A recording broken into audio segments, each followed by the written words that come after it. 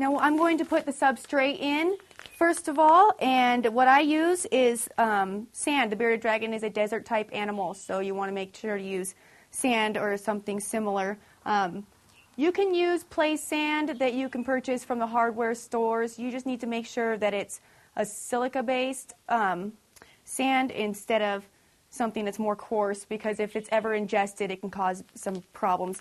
I like to use this. It's called a calcium substrate. It's made by Reptile, and it's perfect for what I'm looking for because this is something that is not necessarily coarse. Each grain is supposed to be round, so it doesn't have it's not very coarse. It doesn't cause many problems for your animals. And even if it is ingested, it's completely digestible. It's made out of calcium. It's even a good source of extra calcium for your reptiles.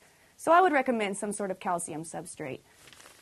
I have 2 different bags of sand. I have a 20-pound bag and a 10-pound bag. It's available in both.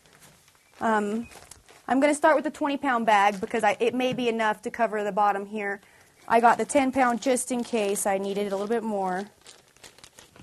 I'm just going to dump this right in here. We want to get a layer that's probably about 2 inches deep, maybe 3 inches. I know it'll at least take this whole bag, so I'm just going to dump it on in.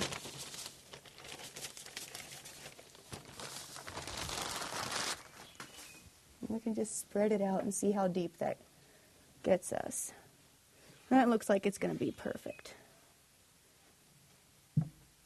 So I'm not going to be using the 10-pound bag after all. I'll use that for backup at a later time, next time I need to clean the tank.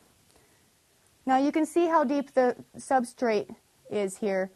Bearded dragons sometimes do like to dig a little bit in the sand, and that's why you want to make sure you provide a nice thick layer of the sand in the bottom of the tank here. Be careful to avoid too much heavy articles in your glass aquariums. The sand I have is the heaviest object I put in the aquariums. Since it's so heavy, I avoid putting anything else that weighs very much.